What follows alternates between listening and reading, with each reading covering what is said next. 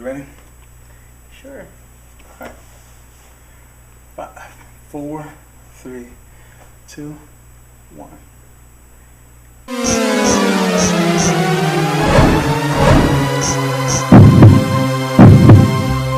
What's up, everybody? Tim Campbell. And SeMonne Campbell. Welcome back to IWillWillU.com. Listen, a lot of relationships, okay? I'm just going to put this out here. I think a lot of relationships fail. What? Nothing, no. Okay. Because this is a real topic. Go ahead. Okay. So we were talking, a lot of times between me and SeMonne, we failed in uncovering that greatness that's in our relationship because we set unrealistic expectations for ourselves. And I think a lot of relationships do that we expect something out of our spouse that we don't possess ourselves. And so I would put, I wasn't happy in our marriage at some points not because of who you were, but You sure? Okay, no. but more so because of who I thought you should be. Okay. Right? I thought you were this person, and I thought you should have been somebody else. And so in my mind, I conjured up this idea of a perfect spouse. And when you didn't live up to that idea, then I got upset and I got unhappy in the relationship, and that's unfair. Right. And I think that's what a lot of couples do, is that they have unrealistic expectations for each other. Right. I'm sorry, I had a joke in my head. What? No, I was going to, no. Go ahead. No, because I was going to say that, I would do the same thing for you, but mine is a little bit different.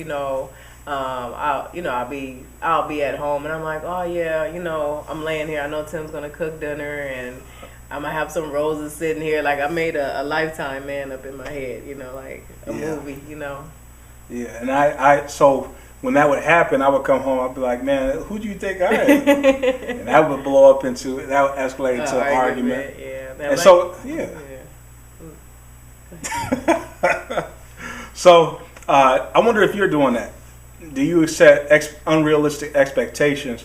A relationship develops and matures over time. So what a person is today is not going to be what they are 5 years from now. And if you would allow yourself time for the relationship to mature, some of the great things that you're looking for could be there, but it's just in seed form, right? And in seed form, you got to allow seeds time to grow.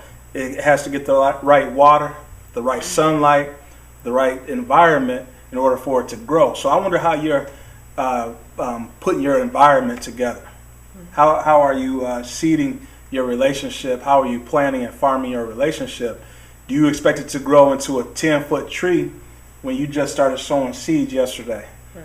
And so unrealistic expectations, as an example, maybe you think your spouse should look a certain way, right? And reasonably so. You were attracted to one person, but the person that they became, maybe you're not so attracted to that person anymore, and you expect them to look a certain way. Or maybe you expect your spouse to say a certain thing. So you come home, you're depressed, you need some encouragement, and you walk through the door, and you expect your spouse to be that encouragement. To just on the snap of a snap, just like that, you expect them to say the right thing or do the right thing. Maybe sexually, you're wanting more sex from your spouse, and you expect for them to give it to you whenever you want it, right? So that you can be happy. Is that fair in the relationship? No. No, it's not. It's not fair. No, I'm just laughing because I think that was more so. I know everybody does that in a relationship, but I think more so I did it a lot. I just did it a lot to Tim, and then because I was so focused on what I wanted him to be or how I thought he should react, I couldn't even notice how wonderful a man he was. I couldn't even notice when he did step up to the plate and do something different that was out of his character just to show me that he loves me, because I was too busy having my own expectations on, even a conversation. We'll have a conversation, you'll say something, I'll be like, why did you say that, Yeah. So allow your spouse to be who they are. Right. You know, appreciate the person that they're in. It's unfair to expect them to be anything else than what they're giving you, than who they are. And so the number one thing is the number one thing to help you with if you're the kind of person that's setting unrealistic expectations is to look inward, look inside yourself, and ask yourself, do I possess the same traits that I'm asking from my spouse? You know, you got to sweep in front of your own front door before you go to your spouse's door and start sweeping. You know, there's some things in your own heart that you have to get rid of and that you got to improve. There's enough there for you to work on yourself than to worry about what your spouse is doing. Mm-hmm. And if you're always dependent upon your spouse to do something to make you happy, you've given too much power to your spouse. Mm-hmm. You know, what does your house look like? What does your heart look like? If you're asking your spouse to cook, clean, to say the right thing, to be that person that you need them to be, to respond at the drop of a hat, respond to the way that you need them to respond. If you're asking all of that from your spouse, ask yourself, am I the same kind of person? The stuff that I'm asking for, am I able to do it at a drop of a hat? Right. And I had somebody tell me, which really woke me up. One of my mentors, or one of my older mentors, told me. He said, you're putting too much pressure on your husband. You're expecting for him to be one person. He said, I have a friend for this, I have a friend for that, and I have a friend for that. He said, I have different friends in different areas where I go to. And I was trying to make my husband my Superman, and when he wasn't my Superman, it was the end of the world, you know? Yeah. But because he told me that, it made me aware of that. Like, that is true. He's human. It's too much pressure for one person. Yeah, that's true. And then that second tip is when you find yourself setting unrealistic expectations, that's a clear sign that you're not forgiving, and you need to be more forgiving. You need to understand that your spouse is not perfect. Like, they're going to have imperfections. But you're not in this relationship because of what they do, right? You're in the relationship because you love them and you want to give to them. You're not looking to receive, you want to give to them. So when they don't perform to a level of expectation that you put on them, then be forgiving. Right. Cover that for them. They're not perfect. They're going to make mistakes. They're not going to live up to your expectations. Just love the person that you're with, not the person that you want to be with, right? So don't make this fictitious person out to be your spouse when you have a beautiful spouse right there in front of you. You got to be forgiving, cover their flaws, cover their needs. And that takes us into that next point where, since they do have imperfections, you got to learn to love those imperfections. Mm-hmm. And that, like, okay, what are you talking about, Tim? You love the imperfections. There's some things about your spouse that you don't like. And you may label them as imperfections.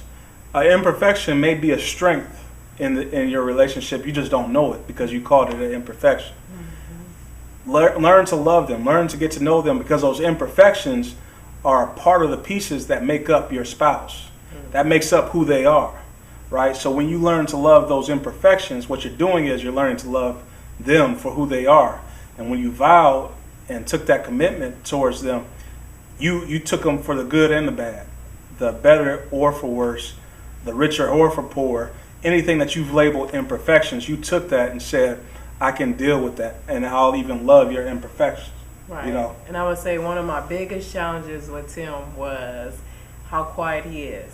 I know it might not seem like he's quiet, but he's very quiet. And even when I get all my family around, and then Tim would just sit there, and at first I used to look at it so negatively, and I'd be like, man, why don't you just do this and do that? But I've learned that because he's so quiet and he sits back and observe, he has so much wisdom in him, because he's not one of the people that just quick to just say anything, and his words mean something. But it took me a long time to discover that, because I was too busy trying to make him this person I wanted him to be, Yeah, so it took me a while, yeah. It took me a while, too. I mean, there's some things that I used to always complain about with you. Mm-hmm. But I found myself a lot happier when I began to accept you for who you were. Hey, me too. Like you're not going to be that it's not fair to you to say you should be this person when that's not who God made you. Right. And maybe that is who God made you to be, but maybe you haven't matured to that level yet. Right. So, and if you're there today, my needs are going to change. Next year, I'm going to want something different. Right. So then you always have to jump from point A to B to make me happy, and that's not fair to you. Right. And so in that relationship, it's not so much. And I hear people talking about, if she could only be this person, or he could only be this person, or he could only do this or do that.